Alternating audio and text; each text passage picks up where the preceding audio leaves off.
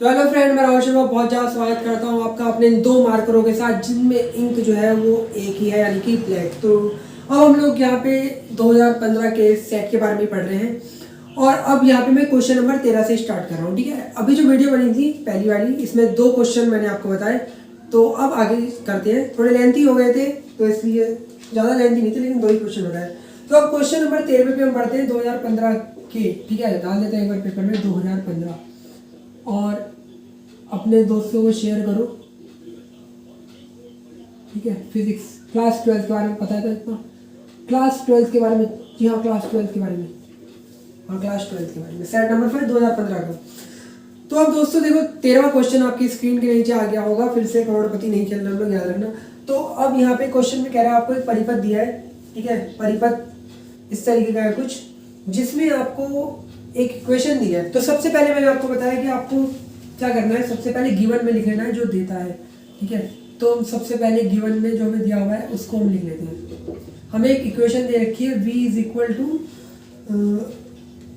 200 sine 400t। ठीक है, ये दिया हुआ है। और डायग्राम को अगर आप ध्यान से देखोगे तो उसमें कुंडली का प्रेरकत्व दिया हुआ है 0.1 हेनरी। क्या पूछ रहा है, मेरे को कोई मतलब नहीं है इससे, जो दिया हुआ मैं तो उसे पढ़ता जा रहा हूँ। और R इज इक्वल टू दे रखा है मुझे 30 ओम। ठीक है, अब क्वेश्चन पढ़ा और कुछ नहीं दिया हुआ, तो बस अब हम पढ़ते हैं कि हमें क्या मतलब हमें से क्या निकलवाना चाह रहे हैं 2 नंबर के क्वेश्चन में। वो कह रहा है परिपथ की प्रतिबाधा एवं वर्ग माध्य मूल मान बताना है। ठीक है, परिपथ की प्रतिबाधा और वर्ग माध्य मूल मान। तो अभी सबसे पहले क्या करना है, अगर मैं प्रतिबाधा निकालता इस परिपथ की और परिपथ को अगर मैं फोकस करके देखूं ढंग से, तो ये आर एल परिपथ है। कौन सा परिपथ है? आर एल परिपथ। ठीक है, अब आर एल परिपथ हमें दे तो दिया है, कोई बात नहीं। इसकी प्रतिबाधा क्या होती है? ठीक है, तो मैं सबसे पहले करूंगा, क्योंकि आर एल परिपथ की प्रतिबाधा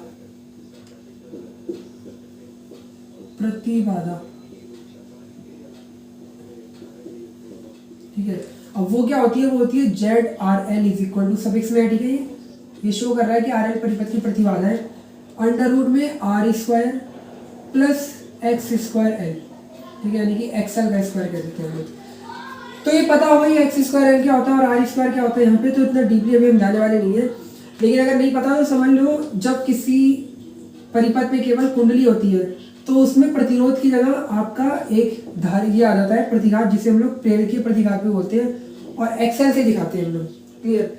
तो कुछ ये फॉर्मूला होता है। अब अगर मैं अपने गिवन में देखूं तो मुझे आर तो दे रखा है, लेकिन कहीं से मुझे ये नहीं पता, तो मैं इसे इक्वेशन 1 बना के छोड़ दूंगा। क्यों? क्योंकि मुझे एक्स स्क्वायर एल की वैल्यू नहीं पता। अरे एक्सएल नहीं पता, स्क्वायर तो बाद में करेंगे।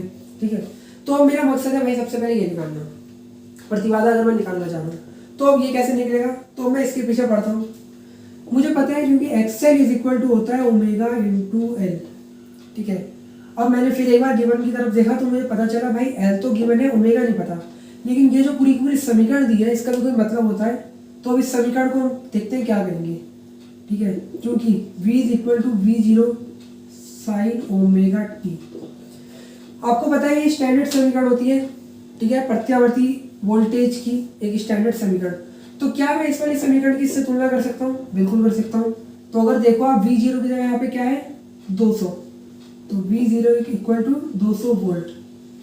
ठीक है, मात्रा होता है इसका। अब फिर मैं आगे बढ़ता हूँ, थोड़ा और आगे बढ़ा तो मैंने देखा कि यार साइन तो साइन है, ओमेगा की जगह यहाँ पे क्या है 400, ओमेगा की जगह है 400। तो अब आप अगर इसे अपनी समीकरण 2 बना रहे हो तो इस समीकरण 2 को देखो, आपको ओमेगा भी पता चल गया और आपको एल तो पहले से ही पता था, तो मैं एक्सएल निकाल सकता हूँ। तो अब ध्यान से देखो, मैं इस तरफ कर रहा हूँ, तो मैं एक्सएल निकालूंगा ओमेगा इंटू एल। ठीक है, तो आपका आ जाएगा 40 ओम एक्सएल। तो बस समीकरण नंबर अवेट को देखो आप, हमें एक्सएल चाहिए था जो कि हमें मिल चुका है। बड़ी आसानी से हम जेड आर एल निकाल देंगे। क्या होगा? अंडर रूट में आर की जगह 30 का स्क्वायर और एक्सएल मुझे मिल गया 40 का स्क्वायर करके। ठीक है, 30 का स्क्वायर कितना आएगा 900, 40 का कितना आएगा आपका ये। तो जब दोनों को हम सॉल्व करेंगे तो 2500, यानी कि आपका 50 ओम आंसर आएगा जेड आर एल का। तो लो, एक चीज़ तो मैंने निकाल ली। 50 ओम अपना आंसर आ रहा है बिल्कुल जेड आर एल का। ठीक है, क्लियर। अब चलो इतनी बात तो क्लियर हो गई। अब फिर अगले स्टेप में हमसे कह रहा है कि आपको वर्ग माध्य मूल धारा भी निकालनी है। वर्ग माध्य मूल धारा, अब देखो ये किस तरीके से निकलेगी। अगर आप ध्यान देखो तो वर्ग माध्य मूल धारा निकालने का एक सिंपल तो फॉर्मूला आपने ये पढ़ा है। ठीक है, क्या है, I R M S is equal to I0√2, या ऐसी कोई हम लोग 0 पॉइंट कुछ भी बोल देते हैं। ठीक है, तो आपने एक तो ये फॉर्मूला पढ़ा है, क्लियर। अब इसके लिए आपको I0 चाहिए जो कि कहीं से दूर दूर तक नहीं पता, आपको दूर दूर तक नहीं पता। तो आप क्या करोगे, आप I0 निकालोगे। ठीक है, चलो दूसरा भी बता देता हूँ। दूसरा फॉर्मूला एक सिंपल सा फॉर्मूला है, IRMS is equal to VRMS upon ZRL, अगर आपका जो भी हो। एक ये आप लोगों ने पढ़ रखा होगा। ठीक है, अगर क्वेश्चन में मुझे IRMS निकालनी है तो VRMS अगर ये दे देता तो ZRL तो मुझे पता ही है, पीछे निकाल के आ रहा हूँ ZRL। VRMS नहीं पता, जिस कारण से मैं ये सेकंड वाला फॉर्मूला एक बार में नहीं लगा पाऊंगा। ठीक है, तो ये अपने लिए हो गया कैंसर, क्योंकि हमें VRMS नहीं पता। तो क्या मुझे ये पता है I0? मुझे तो ये भी नहीं पता क्वेश्चन में I0, तो मैं फिर इस वजह से कैसे निकालूंगा। तो देखो कैसे निकालते हैं, ये तो क्लियर हो गया। आपको सबसे पहले जो पूछ रहा है ना उसके दिमाग में फॉर्मूले जुड़वाने चाहिए, तब जाके सवाल बनना स्टार्ट होता है अच्छा करके। मैं सबसे पहले तुलना करवा सकता था V0 की, ओमेगा की, और फिर ये समीकरण लगाता, तो उससे बात क्लियर नहीं होती भी नजर आती। पहले पता होना चाहिए ना कि हम करना क्या चाह रहे हैं अगला स्टेप, तो यहाँ समझ में आ जाता है। तो अब मुझे पता चल गया कि मुझे सबसे पहले I0 चाहिए। I0 नहीं पता लेकिन V0 पता है, तो क्या मैं लगा सकता हूँ, क्योंकि I0 is equal to V0 upon ZRL लगा सकता हूँ बिल्कुल। अगर मुझे शिखर वोल्टेज पता है, ठीक है, तो मैं शिखर धारा का मान निकाल सकता हूँ। वहाँ मुझे IRMS नहीं पता थी, इसलिए VRMS नहीं पता था, इसलिए IRMS नहीं निकाल पा रहा। तो देखो यहाँ तो पता है 200/50, फटाक से इसे काटा कितनी बार जाएगा, 4 बार। तो 4 एम्पियर मेरे पास आंसर आया किसका, I0 का। I0 आया, वर्ग माध्य मूल धारा, IRMS नहीं है। तो अब सिंपल सा पता है, क्योंकि IRMS is equal to I0/√2। ठीक है, I0 का मान कितना है, 4/√2। भाग लगाओगे, इसका मान आपको पता होता है कितना होता है। ठीक है, चलो नहीं पता कोई दिक्कत नहीं है, इसको एक और तरीके से सॉल्व कर सकते हैं, इस तरीके से। ठीक है, 4 इसको √2 बार कट जाएगा तो 2√2 एम्पियर, ये आपका IRMS आएगा। तो 2 नंबर के लिए इंपॉर्टेंट सवाल था ये। ठीक है, पूरा का पूरा 13वां सवाल मैंने उतार के रख दिया, स्क्रीनशॉट ले लो, नोट कर लो, बहुत काम में आने वाला है। फिर हम अगले सवाल में पढ़ते। तो दोस्तों अगले क्वेश्चन में पढ़ते समय वाटहीन धारा अगला क्वेश्चन हमने पढ़ा, जो कि इस बार आपके सिलेबस से हट गई है। तो ये वाला तो नहीं होगा क्वेश्चन, क्योंकि इस बार ये है नहीं आपके सिलेबस में। लेकिन अगर इसके अथवा में आप देखो तो अथवा में एक न्यूमेरिकल दिया हुआ है, जो कि अच्छा न्यूमेरिकल है, चैप्टर नंबर 7 से, प्रत्यावर्ती धारा से। तो ये वाला करते हैं हम लोग, पढ़ते हैं। क्वेश्चन क्या है, एक 50 वाट और इतने वोल्ट लैंप को इतने वोल्ट और इतने हर्ट्ज विद्युत मेल से जोड़ना है। ठीक है, क्वेश्चन पढ़ा, क्वेश्चन नंबर 14 लिखा, और अब करते हैं क्या दिया हुआ है। आपको दे रखा है 50 वाट, यानी कि आपको शक्ति दे रखी है, जो भी हो, कितना है, 50 वाट। ठीक है, डब्ल्यू शक्ति दे दी पूरी, और इसको हम कितने वोल्ट लैंप से जोड़ रहे हैं भाई, 100 वोल्ट के लैंप से जोड़ रहे हैं हम। ठीक है, तो अब यहाँ पे मैं क्या करूँगा, V is equal to 100 volt लिख दिया मैंने, क्लियर। फिर कह रहे हैं अब लैंप को हम इतने वोल्ट इतने हर्ट्ज की विद्युत मेन से जोड़ते हैं। अब ये अलग अलग क्या बात हो गई भाई, एक बार तो मुझे वोल्टेज दे दी, एक बार वोल्टेज दे दी, तो अब इस वोल्टेज को थोड़ा थम जाते हैं, रुक जाते हैं, नहीं लिखते हैं, लेकिन एन को लिख लेते हैं। एन इज इक्वल टू मुझे 50 हर्ट्ज दे रखा है, तो क्या 200 को लिखो ही नहीं, बिल्कुल लिखेंगे, कोई दिक्कत वाली बात नहीं है, लेकिन कब लिखेंगे वो देखते हैं अभी।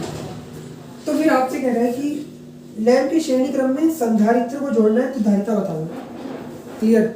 यानी कि एक लैंप है जिसकी शक्ति और इतनी वोल्टेज पे काम कर रहा है, और फिर हम उसको एक 200 वोल्ट के 50 हर्ट्ज वाले किससे जोड़ रहे हैं, विद्युत मेन से। तो अब जो संधारित्र को जोड़ेंगे उसकी धारिता कितनी होगी। थोड़ा वो फील हो रहा है, क्वेश्चन नहीं समझ में आ रहा, वो बिल्कुल नहीं आ रहा होगा, बिल्कुल नहीं आ रहा समझ। तो अब क्या करना है हमें क्वेश्चन में, तो धारिता बतानी है भाई, करना तो कुछ नहीं है। कैसे बतानी है, तो देखो, अब धारिता के कितने फॉर्मूले होते हैं, बहुत सारे होते हैं फॉर्मूले। ठीक है, आप दूसरे चैप्टर में पढ़ के आए हो, एक ये वाला फॉर्मूला पढ़ के आए हो आप लोग, तो क्या इससे निकलेगा, नहीं, दूर दूर तक नहीं, आवेश वगैरह तो कुछ नहीं पता। ठीक है, फिर कौन सा फॉर्मूला, फिर तो आपने 7वें चैप्टर में बहुत सारे फॉर्मूले पढ़े हैं, और उसी पे हम बात करेंगे अब। लेकिन बहुत सारे होते हैं। अब किन दोनों की मदद से मैं कुछ चीज़ निकाल सकता हूँ? मैं क्या निकाल सकता हूँ इन दोनों की मदद से? मैं निकाल सकता हूँ प्रतिरोध। ठीक है, मुझे पता है क्योंकि P इज इक्वल टू क्या होता है, वी स्क्वायर अपॉन आर। तो R is equal to V square upon P. V square की वैल्यू है क्या मेरे पास, 100 का स्क्वायर, और P है मेरे पास 50। तो 100 इंटू 100 बट्टे 50, एक जीरो से एक जीरो कट जाएगा, इससे कट जाएगा 2 बार, तो 200 ओम आपके पास क्या आ जाएगा, आर।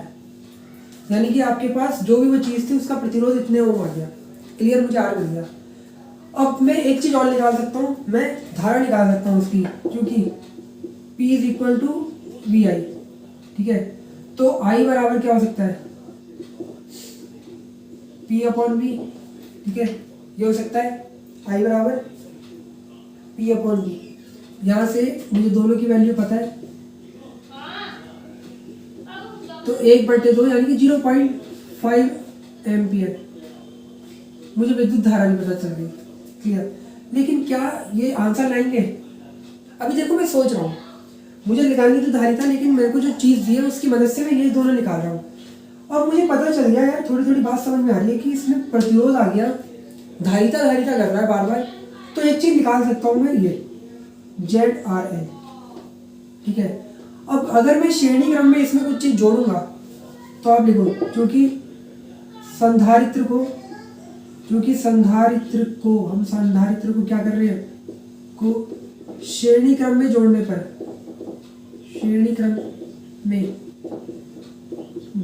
पर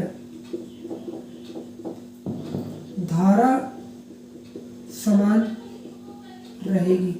कैसे रहेगी? क्योंकि आपको पता है कि अगर श्रेणी क्रम में किसी चीज को जोड़ते हैं तो विद्युत धारा सब में समान बहती है, तो ये धारा जो इसमें बह रही है वही उसमें भी बहेगी। ठीक है, तो पूरे के पूरे परिपथ की जो प्रतिबाधा होगी, जो RC परिपथ हो जाएगा, ठीक है, वो क्या होगी? अरे भाई देखो, हमें पता है I इज इक्वल टू क्या होता है, V अपॉन आर। क्लियर, अब मुझे पता है धारा सब में सेम है, तो मैं V अपॉन ZRC बोल सकता हूँ, इतना बोल सकता हूँ मैं। अगर मैं देखूँ टोटल धारा उसमें कितनी जा रही है, I, इसको स्मॉल I से दिखा दो, कैपिटल I से दिखा दिया, स्मॉल से दिखा दो, कैपिटल से दिखा दिया, कोई फर्क नहीं पड़ता। तो ये मैं लिख सकता हूँ, क्योंकि धारा समान रहेगी तो वही धारा इस पूरे परिपथ में जारी होगी जो संधारित्र और इस प्रतिरोध में होगी।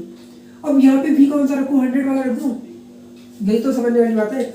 200 वोल्ट का जो आपका आया था, अगर आप ध्यान से देखो, वो आपका 200 वोल्ट नहीं है, सबसे पहले से चेंज करो, ये आपका 220 वोल्ट है। ठीक है, इसको 220 वोल्ट करो, ये 220 वोल्ट है आपका। मैं इसको 220 वोल्ट के किसी विद्युत मेन से जोड़ रहा हूँ, तब जाके उसमें हम संधारित्र ला रहे हैं, तो यहाँ पे वोल्टेज में 220 आएगी। ठीक है, और ZRC मुझे तो पता ही नहीं। ठीक है, अब मैं इसकी क्रॉस चेंज करूंगा इससे। ठीक है, तो क्या होगा, I का मान मुझे दे रखा है 0.5 अपॉन ZRC इधर चला जाएगा, इधर ही कर देते हैं, ज़्यादा कन्फ्यूजन ना पैदा हो जाए फिर आपको। 220/0.5 0.5 को ध्यान से देखो तो मैं कुछ ऐसे लिख सकता हूँ, पॉइंट हटाया, जीरो बढ़ाया, फटाक से इसे काट दिया मैंने, तो ये आपका 440 वाट जाएगा, 440, तो हमसे लिख दो थोड़ा, 440 ओम, मजा भी नहीं आया। तो ये आपकी ZRC आ गया। चलो निकाल दिया इसे भी, कोई दिक्कत नहीं है। अब क्या करें, आगे क्या करें? अब मुझे सवाल बहुत क्लियर होते हुए नजर आ रहा है। अगर आपको नजर नहीं आ रहा तो फिर आपने अभी तक कुछ नहीं पढ़ा। मुझे तो बहुत क्लियर होते हुए नजर आ रहा है। मुझे ZRC पता चल गया, मुझे R पता है, तो मैं फटाक से एक सूत्र लगाऊंगा, ZRC इज इक्वल टू, या ZRC का स्क्वायर बराबर R square plus X square C। ठीक है, X स्क्वायर C बड़ी आसानी से आ जाएगा इससे, और X स्क्वायर C आते ही C आसानी से आ जाएगा। कैसे आएगा देखो, अगर कुछ नहीं पढ़ा है, गाड़ी वाले निकलते हैं प्रॉब्लम पड़ती है, कुछ भी नहीं पढ़ा है तो देखो कैसे आएगा। 440 का होल स्क्वायर, R की जगह क्या है, 200 का whole square, X square C। ठीक है, अब इसके होल स्क्वायर को खोलते हुए 10 घंटे लग जाएंगे हमें, तो करते हैं फिर क्या करें, होल स्क्वायर को खोलते हैं, फटाफट देखते हैं क्या आंसर आ रहा है। ठीक है, 160 160 एक्स का आंसर आएगा 160√6। ठीक है, देखो मल्टीप्लिकेशन वगैरह तुम कर लेना, टाइम बहुत लग जाएगा, स्क्वायर करके घटाना फिर इसका अंडर रूट करना है, तो एक्स ही इतना आ जाएगा।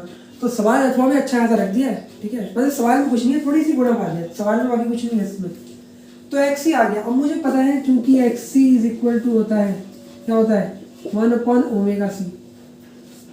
अब ओमेगा भी नहीं पता भाई, लेकिन एन दे रखा है, तो मैं इसको ऐसे लिख सकता हूँ 2πn/c। ठीक है, 2πn/c या एफ भी दिखा सकते हैं इसे।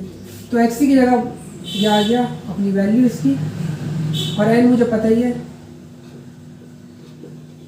ठीक है, 2π की जगह पाई की वैल्यू, एन की जगह 50 और सी मुझे निकालना है।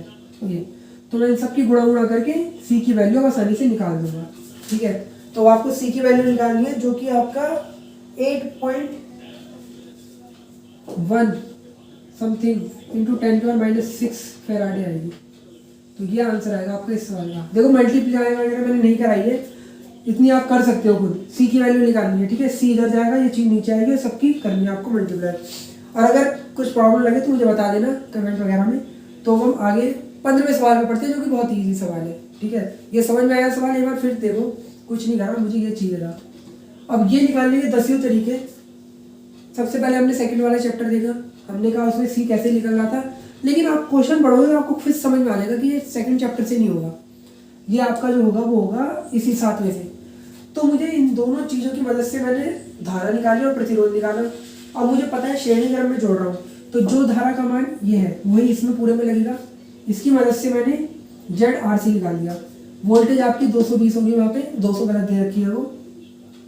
ZRC निकालने से फिर मैंने बड़ी आसानी से x² XC निकाला। फिर यहाँ तो सवाल आपका फिर खत्म हो गया, फिर कोई ऐसी बात नहीं है इसमें। तो हम 15वें सवाल की तरफ बढ़ते हैं। तो 15वें क्वेश्चन पे बढ़ते हैं। 15वां क्वेश्चन कहता है आपको विद्युत चुंबकीय तरंग के 4 गुण बताने हैं कोई से। ठीक है, तो 4 गुण आपके सामने रख दिए। पहला है त्वरित आवेश द्वारा ही उत्पन्न की जाती है। त्वरित आवेश यानी कि एक ऐसा आवेश जिसमें त्वरण हो। ठीक है, जब कोई भी आवेश जिसमें त्वरण हो वो गति करेगा तो वो अपने आसपास से EM तरंगे निकालेगा। ठीक है, तो पहला गुण तो ये है। कैसे निकालेगा उस पर नहीं जाएंगे। और इनके संचरण के लिए माध्यम की आवश्यकता नहीं होती, यानी कि देखो बहुत सी ऐसी तरंगे होती है ना, वो माध्यम पे डिपेंड करती है और माध्यम पे ही मतलब उत्पन्न होती है वो।